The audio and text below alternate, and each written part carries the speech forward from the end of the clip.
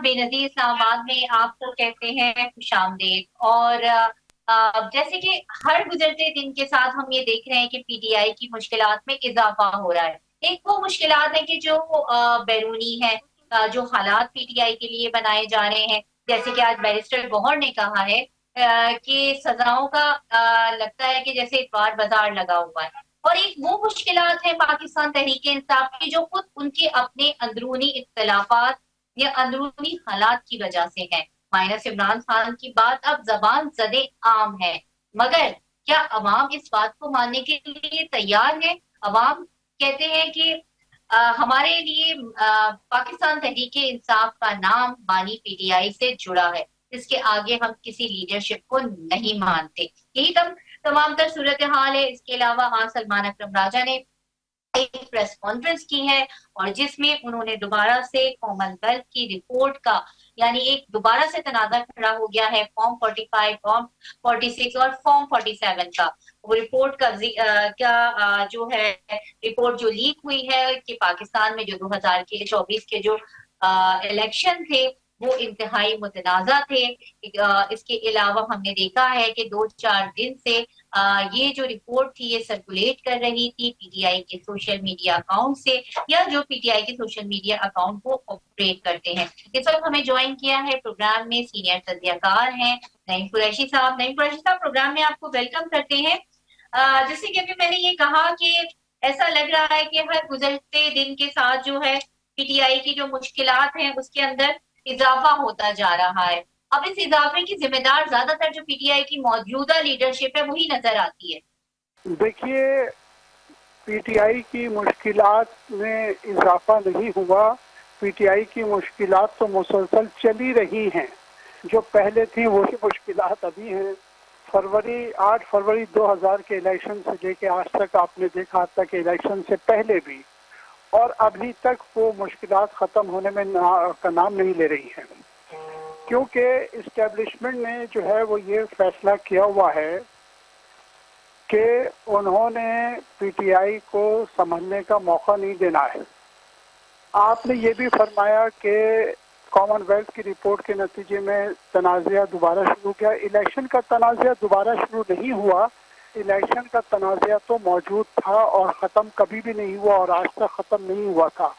ये ज़रूर है कि कॉमनवेल्थ की जो रिपोर्ट है, ड्रॉप न्यूज़ ने जो लीक की है, उससे ये बात ज़रूर पता चलती है कि पीटीआई का जो मौक़िफ़ है वो बिल्कुल दुरुस्त है और पाकिस्तान में 8 फरवरी 2024 को होने वाले इलेक्शन में बड़े पैमाने पर जो है वो धांधली की गई और उन लोगों को इख्तियार दिया गया जिनकी सीटें 17 थी।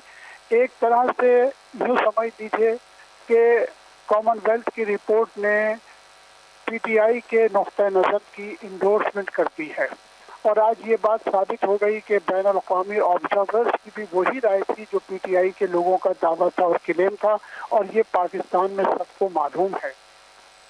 बिल्कुल ऐसा हो सकता है, क्योंकि देखिए नॉर्मली जो प्रैक्टिस है कॉमनवेल्थ की वो ये है कि 3 से 4 माह के अंदर अंदर उनकी रिपोर्ट आ जाती है, लेकिन यहाँ पे आपको मालूम है कि कमोबेश ये जो है 2.25 साल का वक्त गुजरा है तकरीबन, लेकिन उसके बावजूद रिपोर्ट नहीं आई थी। और फिर ये बड़ी वजाहत के साथ सलमान अकरम राजा साहब ने ये बात बड़ी वजाहत के साथ बताई है हमें कि ये रिपोर्ट जो है वो सेक्रेटरी जनरल को दे दी गई थी, लेकिन वो सप्रेस कर दी गई, दबा दी गई और जाहिर है कि हम ये बात समझ सकते हैं कि किसका इन्फ्लुएंस होगा और कैसे वो सप्रेस की गई। इसी तरह पाकिस्तान के हवाले भी की गई थी। इलेक्शन कमीशन के पास भी रिपोर्ट मौजूद थी, हुकूमत के पास रिपोर्ट मौजूद थी, लेकिन जाहिर है कि अपनी मसलियतों के तहत जो उन्होंने इस रिपोर्ट को शाया नहीं किया।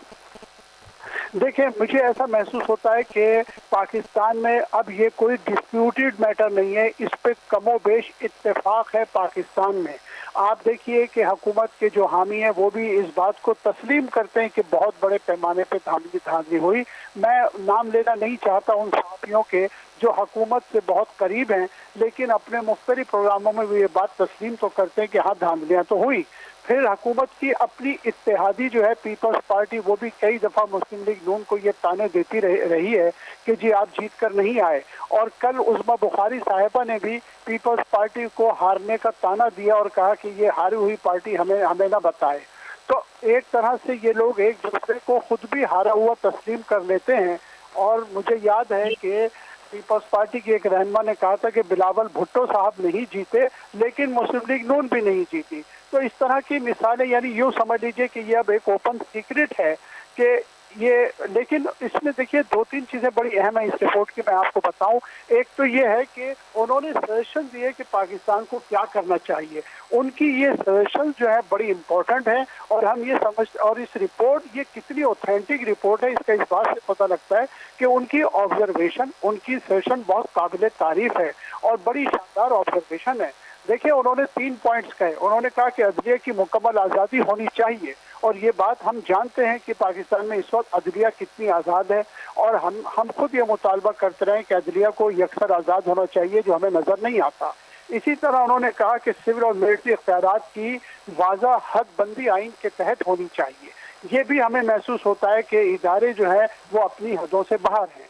तीसरी बात उन्होंने कही कि तमाम इदारों बशमूल फौज के लिए नए कवायद व ज़वाबित जो है जमहूरी एतबार से बनने चाहिए। तो एक तो उन्होंने ये ऑब्जर्वेशन दी है। दूसरी बात यह है कि देखिए इन जो इंतखाबात हैं, इसकी हकीकत में आपको बताऊं कि 2024 के जो इलेक्शन हैं उसमें 45% अफराद ऐसे के नौजवान जिनकी उम्र 18 से 35 साल की थी।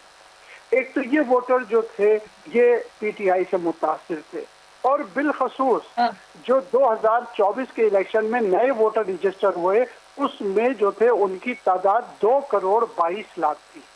2 करोड़ 22 लाख वो नौजवान जिन्होंने 2024 में रजिस्ट्रेशन हासिल की 18 साल की उम्र पे पहुंचने पर, तो वो 6 साल पहले यानी 2018 में जो इलेक्शन हुआ था उसमें उनकी उम्र 12 साल थी।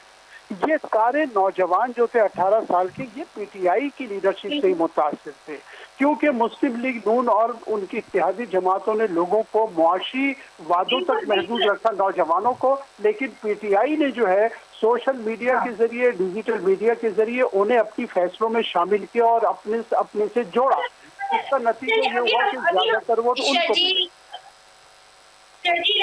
मुस्लिम लीग नून से उन्होंने हमें ज्वाइन किया, हम उनसे भी जरा इसका जवाब ले लेते हैं। लेकिन ये भी एक हकीकत है कि 2013 के जब हमने इलेक्शन देखे और उसके बाद हमने एक शोर देखा कई सालों तक कि जब खान साहब ये कहते रहे कि 35 पंचर वाली कहानियां, और आखिर में उसमें से कुछ भी नहीं निकला।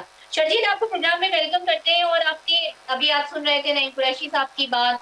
आज सलमान अकरम राजा ने एक प्रेस कॉन्फ्रेंस की और कॉमनवेल्थ की जो रिपोर्ट है उसका जिक्र किया कि किस तरह वो इंटरनेशनल मीडिया में सर्कुलेट कर रही है। इस वक्त उसकी टाइमिंग बहुत इंपॉर्टेंट है, और फिर से वो कहते हैं ना जैसे बासी कड़ी में उबाल आना के बाद ठीक तो ठीक है, बात तो हो रही है मुसलसल फॉर्म 45 फॉर्म 47 की, मगर आज उस चीज को दोबारा से एक तरीके से जिससे कहते हैं ना उसमें दोबारा जान आ गई उस स्टेटमेंट में इस रिपोर्ट के लीक होने के बाद।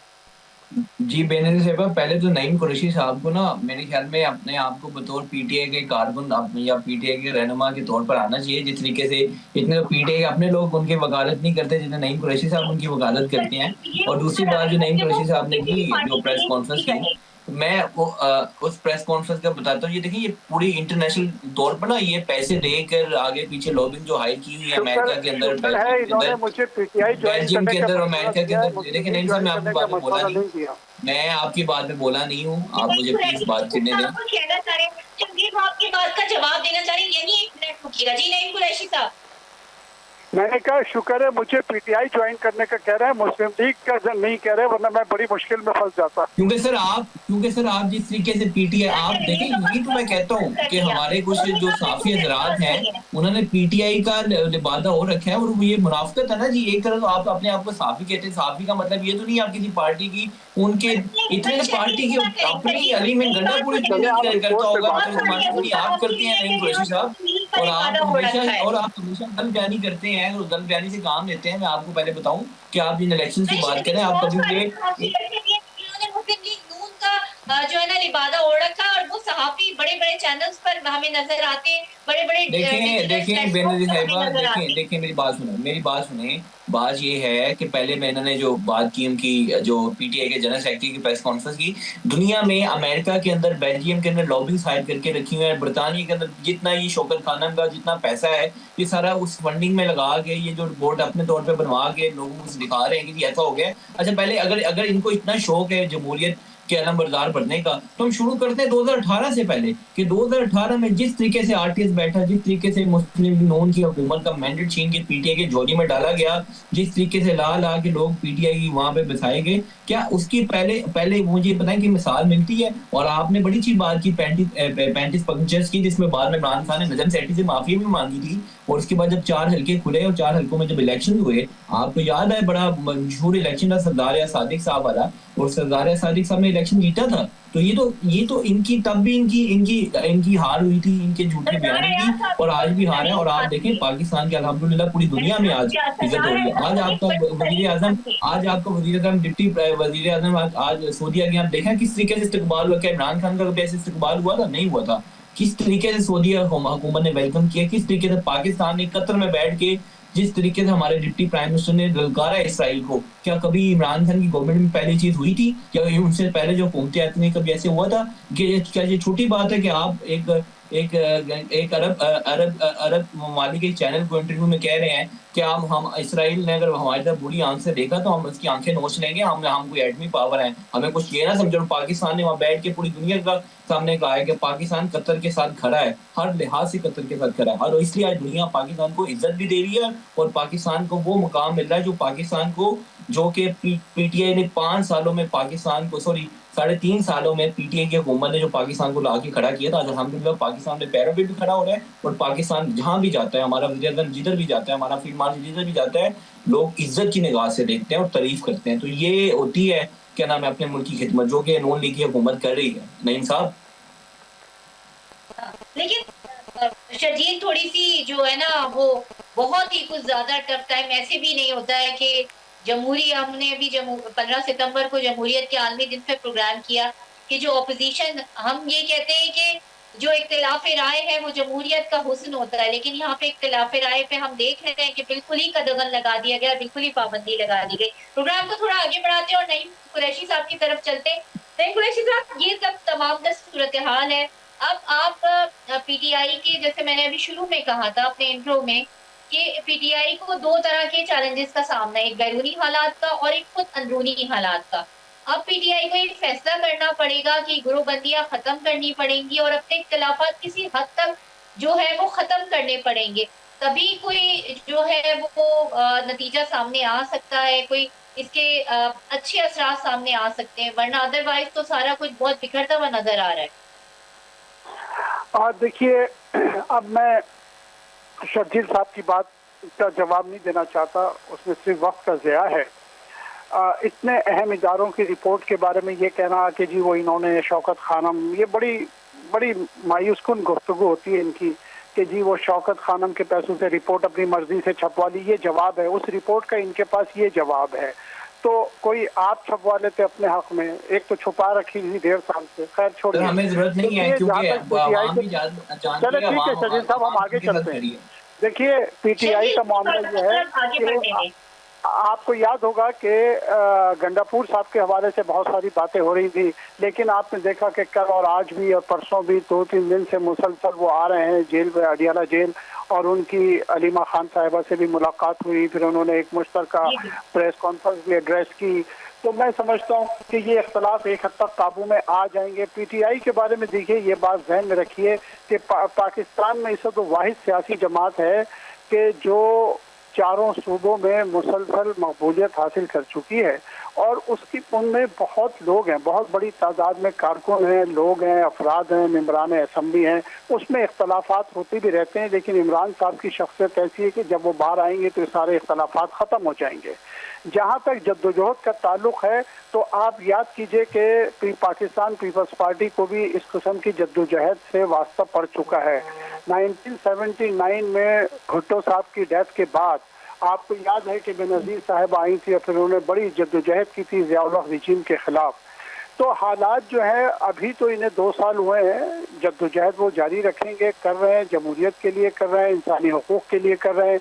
और इस हुकूमत की स्टैंडिंग क्या है, ये हुकूमत जो है, इसके बारे में मैं क्या कहूँ। इनकी मुआशी पॉलिसी आप देख लें क्या हाल हो गया है, सैलाब में लोगों का क्या हाल हो गया है, इनकी कितनी पसंदीदगी है, ये सारी बातें आपको पता है। इनके अपने हामी सहाफ़ी किस कदर नाला हैं सैलाब के हवाले से पंजाब हॉकिंग परफॉर्मेंस पे।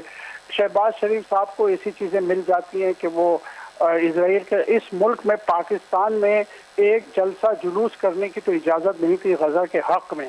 आप ये बात अच्छी तरह जानती हैं, ये एक ऐसी हकीकत है जिससे कोई इनकार नहीं कर सकता।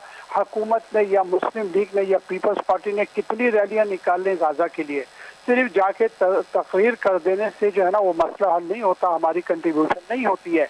जिस तरह अरब ममालिक का बड़ा मुजरिमाना किरदार है और बड़ी मुजरिमाना खामोशी उन्होंने इख्तियार की हुई है, तो इसी तरह हमने भी किया हुआ है। आप देख लीजिए कि जो एलामिया जारी हुआ, उस एलामिया का क्या नतीजा निकला। हमने इसराइल की मजम्मत के अलावा और क्या किया है। अगर तमाम अरब ममालिक ने मिलकर इजलास बुलाया, पाकिस्तान भी उस इजलास का शरीक था, तो पाकिस्तान ने कौन सा कोई अलहदा से कोई स्टेप ले लिया है। वो एक जो एलामिया उनकी मजम्मत में जारी किया गया, बस वही है, उससे ज़्यादा तो कुछ भी नहीं है।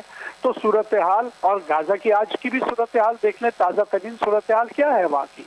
तो इस लिहाज से सिर्फ नारेबाजी करने से, जिस तरह ये मुल्क में कर रही है हुकूमत, और देखिए ये बात समझने की है कि ये मुल्क के साथ बुरा कर रहे हैं। अदलिया की सूरत हाल आप देख लें कि इदारों का क्या सूरत हाल है, हमारे सामने है आज अदलिया की सूरत हाल, किस तरह से इस्लामाबाद हाई कोर्ट बहरान का शिकार है, किस तरह जजेस जो है वो इस हुकूमत के खिलाफ खड़े हुए हैं। ये सारी सूरत हाल बड़ी हमारे मुल्क की बड़ी ब्लैक पिक्चर है। ये बिल्कुल इनकी जो इनका स्टाइल है, मैं आपसे अर्ज करता हूँ, ये वही है कि हम भारत से मैच हार गए, मैच हारने को इन्होंने प्रोपेगेंडा किया जी, हाथ न मिलाने को। कोई आदमी भी परफॉर्मेंस पे बात नहीं कर रहा, कोई आदमी भी ये नहीं कह रहा कि मोहसिन नकवी की जो उनकी परफॉर्मेंस क्या है। लेकिन बात ये हो रही है कि जी इंडियन टीम ने हाथ नहीं मिलाया।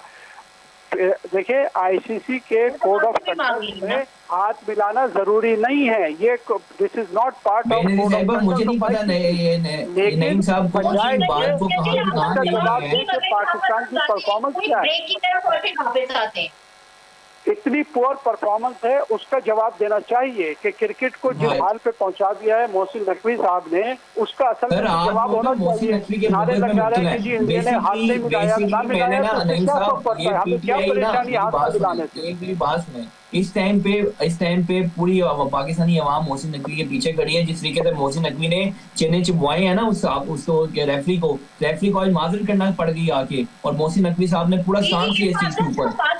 आप क्या बात कर रही हैं, आपको पता ही नहीं, आप आपको क्रिकेट नॉर्म्स का पता भी है कि हैंडशेक बहुत जरूरी चीज होती है, क्रिकेट एक जेंटलमैन खेल है।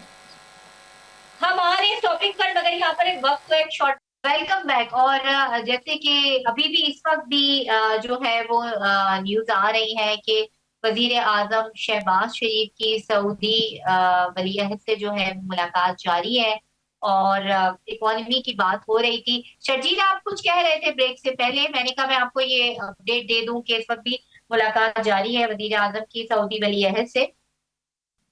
जी अल्हम्दुलिल्लाह बेनज़ीर, जिस तरीके से आज आप देख सकती हैं कि जिस तरीके से वज़ीर आज़म शहबाज शरीफ साहब का इस्तकबाल किया गया सऊदी एयर फ़ज़ाइया की तरफ से, जब वज़ीर आज़म साहब के जो त्यारा था वो सऊदीया की हदूद में दाखिल हो रहा, किस तरीके से उनको स्कॉट किया गया, तो ये देखें ना, ये पाकिस्तान की इज्जत है। और ये किसी पार्टी की इज्जत नहीं, ये पूरे पाकिस्तान की इज्जत, कि हमारा मुल्क का वज़ीर आज़म जा रहा है, उसको इज्जत मिल रही है। तो ये पाकिस्तान के, मैं जितनी खराज तहसीन पेश करूंगा वज़ीर आज़म शहबाज शरीफ साहब को और नायब वज़ीर आज़म सागडर साहब को, कि उनकी दिन रात मेहनत है कि पाकिस्तान की डिप्लोमेसी को पूरी दुनिया में सराहा भी जा रहा है, और पाकिस्तान अल्हम्दुलिल्लाह अब कामयाबी की तरफ गामदन है। जो इन्होंने नईम मलिक साहब ने जो बात की, सॉरी नईम कुरैशी साहब ने जो बात की, मैं उसके जवाब देना चाहूंगा कि इन्होंने कहा कि वो जो इंडिया के हार के बाद कुरैशी साहब, आपको पता है क्रिकेट एक जेंटलमैन गेम है, और वहां पे तो हारने के बाद कभी ऐसे आज तक हिस्ट्री में कभी नहीं हुआ कि कभी किसी ने हैंडशेक ना किया हो। ये पहली बार, क्योंकि ये आपको देखना चाहिए था। आप इस चीज पे माजरत भी करनी चाहिए कि भाई इसमें पूरी पाकिस्तान की कौम मोहसिन नकवी के साथ खड़ी है कि मोहसिन नकवी साहब अपना अपना ही पाकिस्तान का मौकफ लड़े। और जिस तरीके से अभी आपने देखा होगा अभी वो जो रेफरी था उसको माफी मांगनी पड़ी है, और आईसीसी को भी, और जो जयशंकर और जो इनके जो जो वहां पे लोग बैठे हुए हैं भारतीय क्रिकेट बोर्ड के, और जो आईसीसी में आपको पता ही आईसीसी में इस टाइम जो उनका एक रोल है, किस तरीके से उनको हटना पड़ा अपने मौकफ से, पाकिस्तान के मौकफ की जीत हुई। और मोहसिन नकवी साहब को मैं खराज तहसीन पेश करूंगा कि उन्होंने पूरी पाकिस्तान की कौम का सर फख्र से बुलंद कर दिया। और आप जो बात और ये देखें पाकिस्तान देखें की बात बात ये है, की गई और माफी मांगी गई, ये अच्छी डेवलपमेंट है, पाकिस्तान के लिए एक अच्छी बात है। तो ये इससे देखें सिर्फ ना इनको, और पाकिस्तान आप पीटीआई का सोशल मीडिया देख लें, उल्टा वो मोहसिन नकवी के बुगल में मुब्तला है। तो मुझे समझ नहीं आती है, पाकिस्तान का जब भी बात होती है ये शख्सियत के ऊपर चले जाते हैं। लेकिन तो शर्जील ये बात भी अपनी जगह एक सवालिया निशान है कि पाकिस्तान क्रिकेट टीम की जो परफॉर्मेंस है वो मुसलसल इतनी ज्यादा खराब है। अगर जंग जीतने के बाद ये पहला मैच था तो ये बात हर पाकिस्तानी की तरह पाकिस्तानी टीम के भी तो को भी पता होनी चाहिए थी ना, जहन में होना चाहिए थी ये बात। इतना कमजोर मैच क्यों खेला? चलिए वो तो एक अलग चीज हो गई, वो तो लॉस की बात हो गई। देखें बेनज़ीर साहिबा, बात यह कि पाकिस्तान ने अभी हमारी यंग टीम है और हमने हमारे यंग जो लड़के हैं उनको आने का मौका मिला आगे, और एक बड़ी अच्छी डेवलपमेंट है। जिस तरीके से पाकिस्तान ने अभी देखा कि ट्राई सीरीज जीती अफगानिस्तान और यूएई के खिलाफ, उसमें हमारे जो यंग प्लेयर्स हैं ना अच्छा परफॉर्म किए थे, कि हार जीत खेल का हिस्सा है। तो इसको सियासत के साथ तो रिलेट नहीं करना चाहिए, लेकिन पीटीआई इतनी ज्यादा बोगज़ मोहसिन नकवी में मुब्तला हो चुकी है तो इनको तो कोई अच्छी चीज भी हो तो दिखाई देती नहीं है। खेल का हिस्सा है, सियासत के साथ रिलेट नहीं करना चाहिए, मगर माजरत के साथ कि हमेशा ज्यादातर हार, और खासतौर पे जब भारत से हमारा मैच होता है तो हार हमारा ही नसीब क्यों बनती है? देखिए पाकिस्तान ने बड़े मौकों पर पाकिस्तान ने भारत को शिकस्त दिया। देखिए मैं फिर बता रहा हूँ कि किसी ने एक टीम ने तो मैच हारना होता है, ठीक है, और पाकिस्तान टीम लड़के हारती है। देखें कि भारत को 100 ओवर तक भारत 100वें ओवर तक पाकिस्तान ने जवाब नहीं बनता, ये जवाब देखिए नहीं, बेनज़ीर साहिबा एक बात सुनिए, देखिए हमारे पास देखिए नया खून है, नया ब्लड है, और भारत के जो खिलाड़ी है वो देखिए कि कितने एक्सपीरियंस है। हमारे तो यंग लड़कों ने उनको चैलेंज छुपवा दिए, 100वें ओवर पे जाके मैच जीते हैं, और फिर भी पाकिस्तान टीम ने फाइट की है, तो हमें अप्रिशिएट करना चाहिए। अभी तो एशिया कप की इंशाल्लाह आज मैच है, उसके बाद फिर दोबारा भारत के साथ मद्दे मुकाबला होगा इंशाल्लाह। अच्छी की नतीजे की उम्मीद रखनी चाहिए, लेकिन उससे पहले मायूसी फैलाना तो मायूसी तो कुफर है, हमारा इस्लाम भी कहता है मायूसी तो कुफर है, तो इसलिए मायूसी फैलाना नहीं चाहिए, अभी वेट करना चाहिए। इंशाल्लाह ताला आप देखेंगे पाकिस्तान क्रिकेट टीम अच्छा कमबैक करेगी, और पूरी पाकिस्तान कौम की दुआएं अपनी पाकिस्तान टीम के साथ है। और मैं फिर कहूंगा कि मोहसिन नकवी ने आज पाकिस्तान के मौक़िफ़ को डट के मनवाया, परफॉर्म किया एशिया कप में, और पाकिस्तानी टीम ने मायूस नहीं किया। चले हम नहीं फैला रहे मायूसी, हम सहाफी नहीं फैला रहे, हम अच्छे की उम्मीद रख रहे हैं, तो उस दिन मैं आपके साथ एक सोलो शो करूंगी, ये डन हो गया है। नहीं कुरैशी साहब, अब जरा आगे बढ़ते हैं, क्रिकेट से निकलते हैं हम, और जो हम कहते हैं ना कि खेल के मैदान में सियासत और सियासत में खेल, जो सियासत में खेल है जरा उसकी तरफ आते हैं कि अब जो पीटीआई की हम बात कर रहे हैं जिस तरीके से, तो अब ये जो पीटीआई जो हॉट वाटर में कुछ अपनी खुद की वजह से भी है, खुद के बयानात की वजह से हम देखते हैं बानी पीटीआई का जो ट्विटर है उससे मुतालिक का सवाल जवाब भी हुए उनसे कि उस पे जिस तरीके की सख्त जबान इस्तेमाल की जा रही है, उससे तो ये लगता है कि माजी मुस्तकबिल करीब में कोई रिलीफ मिलता हुआ नजर नहीं आ रहा पीटीआई। देखिए, अगर पीटीआई को कोई रिलीफ नहीं मिलेगा के बानी के जिस किस्म के स्टेटमेंट्स आते हैं, जिस किस्म के वो ट्वीट्स करते हैं, तो मुझे ऐसा लगता है कि वो किसी रिलीफ के, इस तरह के रिलीफ के ख्वाहिशमंद भी नहीं है कि उन्हें रिलीफ दे दिया जाए। वो तो अपने मुकदमे लड़ने को तैयार हैं, लेकिन आप ये बात जानती हैं कि ये एक खौफजदा हुकूमत है और इनके पास किसी बात का कोई जवाब नहीं है। देखिए, अब्दुल कादिर यूनिवर्सिटी का जो केस है उसमें 8 महीने से बरियत की दरख्वास्त है और इस्लामाबाद हाई कोर्ट वो दरख्वास्त सुनने को तैयार नहीं है। आप ये बात अच्छी तरह जानती हैं कि उसकी दरख्वास्त क्यों नहीं सुनी जा रही। कभी तारीख में ऐसा वाक़या नहीं हुआ कि 8 महीने तक बरियत की जो एप्लीकेशन है उसको इंटरटेन न किया जाए। एक आदमी बेगुनाह जेल में कैद है, उसकी बरियत, उसकी जमानत की एप्लीकेशन इंटरटेन होनी चाहिए। तमाम वकला, तमाम कानूनदा इस बात से इत्तेफाक करते हैं, लेकिन उनकी बात नहीं सुनी जा रही। इससे पहले जितने मुकदमात में उन्हें सजाएं हुई उनका जो हशर हुआ वो भी आपके इल्म में है, और इसका भी इसी तरह तोशाखाना 2 जो है उसके भी 2 जो आए थे स्टार विटनेस जो थे वो भी जमीन बोस हो गए हैं सलमान सफदर साहब के बकौल। तो बात ये है कि चेयरमैन पीटीआई जो है इमरान साहब जो है वो कोई रिलीफ नहीं चाहते, वो तो फाइट करने को तैयार हैं और पूरी पार्टी इस चीज के लिए तैयार है। अगर उनको वक्त मिला ऐसे हालात पैदा हो जाएंगे कि उन्हें ये हुकूमत रिलीफ देने पे मजबूर हो जाएगी। इस हुकूमत की कोई लेजिटिमेसी नहीं है। अगर सिस्टम ही से बाहर हो जाएंगे अपने फैसलों की वजह से, आप देखिए ना कौमी असेंबली के अंदर स्टैंडिंग कमेटी जो है वो एक पावरफुल पावर होती है कौमी असेंबली की, उससे इस्तीफे दे देना और दूसरी जगहों से इस्तीफे देना, सिस्टम से बाहर हो जाना, मतलब बहरहाल इस मसले को हल करने इस बात को आप समझें प्लीज, आप इस बात को समझें। आप अब इस पे रोशनी डाली थी, पहले मेरा पूरा सवाल सुन लीजिए। मेरे ख्याल में कि इतना दबाव आप कह रहे हैं कि रिलीफ के लिए वो कोई रिलीफ नहीं चाहते, मगर पूरी पीटीआई की क़यादत ये कहती है, उनके सारे एमएनए सेनेटर्स, कि हम तो ऐवान में अवाम के मसले हल करने नहीं आए। इस बार तो हम आए इसीलिए कि जो जेल में है कैदी नंबर 804 उसको हम रिहाई दिलवा सके, और इस फिलॉसफी को समझने की जरूरत है। वो तो दावा करते हैं और हजारों बार आपने ये दावे सुने होंगे उनके। देखिए बात यह है, आप 8 फरवरी 2024 से आज तक लगाइए, इस असेंबली में बैठने का क्या फायदा जिसमें कानून साजी किस तरह होती है ये बात आप जानती हैं। ये एक रबर स्टैम्प से ज्यादा नहीं है ये असेंबली। यहाँ कवानीन किस तरह बनाए जाते हैं, किस तरह पास किए जाते हैं ये आपके इल्म में है। किस तरह अरकान कौमी असेंबली को गिरफ्तार कर लिया जाता है, किस तरह लोगों को पकड़ के लाया जाता है और बिल पास किए जाते हैं, कवानीन बनाए जाते हैं, आइन में तरामीम की जाती है। ये सारी बातें आप सारी बातें कैसे भूल सकते हैं। दूसरी बात यह है कि जुडिशरी में जो कुछ भी हो रहा है, जजों के साथ ये हुकूमत जो कुछ कर रही है, क्या इस्लामाबाद हाई कोर्ट के 5-6 जजों के साथ ये जो कुछ भी कर रहे हैं, जिस तरह इस्लामाबाद के चीफ जस्टिस को बनाया गया है, तो उसमें अगर इमरान साहब ने कायमा कमेटियों से निकालने का फैसला कर लिया तो वो ठीक है। इस असेंबली को लेजिटिमेसी देने की जरूरत ही नहीं है। ये लेजिटिमेट असेंबली है ही नहीं, सारी दुनिया को पता है। ये किस हुकूमत के अपने वुज़रा ये बात मानते हैं कि उनका इख्तियार नहीं है। ये तो जिसे आप कैदी नंबर 804 कहते हैं, ये तो उनकी बहनों को उनसे मिलाने की पोजीशन में नहीं है। हुकूमत तो एक ऐलान नहीं कर सकती कि जी कल से उनकी बहनें मिलेंगी। ये तो खुद मुंतजिर रहते कि कहीं से ऑर्डर आए तो वो मिल सकें। ये तो उनके वकला को नहीं मिलने देते। इस हुकूमत के पास कोई इख्तियार नहीं है, ये बात आपको अच्छी तरह पता है और ये बात इमरान साहब को भी पता है। इसीलिए वो हमेशा कहते रहे कि बात उनसे होनी चाहिए। तो बात यह है कि ये जद्दोजहद का टाइम है उनका। अगर वो कोई रिलीफ लेने को तैयार नहीं है, वो फाइट बैक करने को तैयार हैं, वो असूलों पे खड़े हैं। और माजी में जो लीडरान थे मुस्लिम लीग नून से जिस तरह मुल्कों से बाहर चले गए, वो जाने को तैयार भी नहीं है। उन्होंने तो बड़ी मिसालें कायम कर दी इमरान साहब ने कि वो तो खड़े हुए हैं, वो स्टैंड लिए हुए। वो पहली बार इस तरह उन्होंने एस्टेब्लिशमेंट को चैलेंज किया है।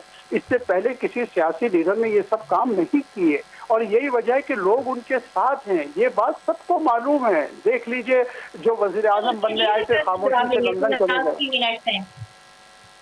शर्जील, वाकई में क्या इस हुकूमत के पास कोई इख्तियार नहीं है और जिनके पास इख्तियार है उससे बात करना चाहते हैं? देख लीजिए नवाज शरीफ साहब वज़ीर आज़म बनने आए थे खामोशी। देखिए बेनज़ीर साहब, नईम साहब आपका मेरे ख्याल आप सियासी तकरीर कर रहे हैं। मेरा ख्याल है एक साफ़ी कोई चीज़ नहीं देती इतनी, तो शायद पीटीआई, मैंने फिर अर्ज की ना, इतना अली अमीन गंडापुर ने कभी पार्टी को डिफेंड नहीं किया वो जितना आप पीटीआई को डिफेंड कर रहे हैं। मुझे लगता है कि शायद नहीं, अपने ख्याल नहीं है। ये बेसिकली पीटीआई की लाइन के ऊपर जो ये बेसिकली पीटीआई की जो शहबाज वगैरह बातें करते हैं वो यही बात नहीं नईम साहब ये बातें कह रहे हैं। और नईम साहब आज से, नईम साहब को मैं जब जिस भी शो में नईम साहब मेरे साथ बैठते हैं उसमें ये पीटीआई का मैंने कभी इनको नहीं देखा हो कि इन्होंने कभी कोई पीटीआई पे तनकीद की हो, कोई केपीके की जो वहाँ पे जो हालात हैं, उनके गवर्नेंस के हालात हैं उसके ऊपर तनकीद की हो। देखिए चलिए देखिए प्रोग्राम में आगे देखिए बढ़े देखिए शर्जील, लास्ट 3 मिनट है। और ये बात ठीक है कि 26वीं आईनी तरमीम के बाद हम देख रहे हैं कि मुसलसल जो है वो अदलिया एक दबाव का शिकार नजर आती है। जजेस के आप मुख्तलिफ जजेस के जो आप हैं वो खत निकाल के देख लीजिए कि किस तरीके से उन्होंने खत लिखे चीफ जस्टिस को। और जो कुछ भी अदलिया में हो रहा है वो कोई किसी से ढका छुपा नहीं है कि कितना अंडर प्रेशर है ये निजाम। देखिए कोई अदलिया के ऊपर प्रेशर नहीं है, बिल्कुल कोई प्रेशर नहीं है, सरासर गलत बात है। अदलिया आज़ाद है। देखिए जो जो अदलिया जब आज़ाद नहीं थी वो इनकी हुकूमत थी। जिस तरीके से अदलिया के ऊपर जिस तरीके से इमरान खान वहाँ पे सियासी इंजीनियरिंग करते थे, जिस तरीके से जो इनके साकिब निसार से लेकर वो जो मैं नाम नहीं लेना चाहूँगा मौजूद जज का क्योंकि मुझे बड़ा एहतराम है कानून का, लेकिन जिस तरीके से इनके दौर में कानून को वायलेट किया जाता था, जिस तरीके से रातों रात बंदों को उठा लिया जाता था, तो ये तो पीटीआई वाले तो भूल गए हैं, वो हमने तो वक्त देखा हुआ है। और ये जो बात कर रहे हैं अदालतों की, अदालतें बिल्कुल अदालतें खुद मुख्तार है। तो ये तो बेसिकली ये तो कहेंगे क्योंकि इनके जब चोरी पकड़ी जाती है, जब ये जिस तरीके से इनके जो लोग हैं वो जिस तरीके से डीएलए को सपोर्ट करते हैं, जिस तरीके से पाकिस्तान के खिलाफ जो बयानियां बनाया जाता है उसका उसका साथ देते हैं, तो देखें कानून तो फिर हरकत में आएगा। और जब इनके इस केसेस सामने आएंगे, जिस तरीके से खजाने को लूटा गया इमरान खान की हुकूमत में, जिस तरीके से आप ये जो मलिक अल मशहूर मलिक रियाज वाला जो स्कैंडल केस है अब्दुल अल कादिर ट्रस्ट वाला, उसमें तो सरासर इमरान खान गिल्टी है। तो इमरान खान के खिलाफ सबूत आएंगे, इमरान खान के अपने कैबिनेट के लोग आके कहेंगे इमरान खान ने चोरी की है, तो अदालत तो हक के ऊपर फैसला करेगी। तो ये किस तरीके से चाहते हैं कि अदालत सिर्फ इनके इमरान खान के हक में फैसला कर दे कि इमरान खान सादिकुल अमीन है? क्योंकि इमरान खान को बड़ा मशहूर था कि इमरान खान दूसरों की इज्जतें उछालते थे। आज इमरान खान खुद इस कटहरे में खड़े हुए आके, और जो भी हो रहा है वो आईन कानून की रोशनी में हो रहा है। और ये बेनजीर जिस तरीके पाकिस्तान की बदनामी कर रहे हैं, जिस तरीके से इंटरनेशनली तौर पर पाकिस्तान को बदनाम कर रहे हैं, इनको चाहिए था ये कहते हैं कि हम पाकिस्तान के साथ करें, हम फील्ड मार्शल के साथ करें, लेकिन नहीं, क्योंकि ये सिर्फ बुग़्ज़े फील्ड मार्शल में, बुग़्ज़े मोहसिन नकवी में मुब्तला है। और इन्होंने अल्हम्दुलिल्लाह इनकी जिंदगी में इनको शिकस्त ही होनी है और पाकिस्तान ने तरक्की करनी है। और हुकूमत ने पाकिस्तान की हुकूमत ने वज़ीर शहबाज साहब की बहुत क़यादत बहुत में शुक्रिया आवाम को ये फराहम करने ही करना। आपका बहुत बहुत शुक्रिया शकील अवान साहब आपका। अब तक के लिए इतना ही, मुझे दीजिए इजाजत। अपना और अपने चाहने वालों का बहुत ज्यादा रखिएगा ख्याल। अल्लाह।